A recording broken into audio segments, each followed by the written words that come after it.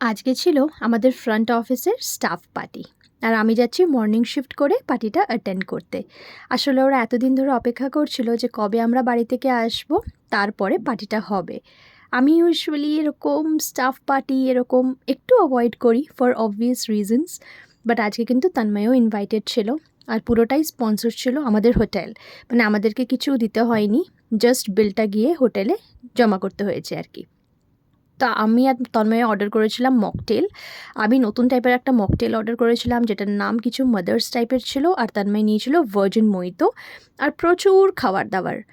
সবার সাথে বসে বেশ গল্প করলাম। এই যে পনিরের একটা ডিশ ছিল, বেশ ক্রিস্পি পনির বলে, বেশ ভালো ছিল। এটাই কিন্তু শো স্টপার ছিল। আর এটাই দেখতে পাচ্ছ একটা চিকেন প্ল্যাটার, সব রকমের ভ্যারাইটি। এসে বেশ ভালোই করেছি, সবার সাথে গল্প গুজব করলাম অনেক দিন পর, বেশ ভালো লাগলো। আজ আসি, শিগগিরই দেখা হচ্ছে, টাটা।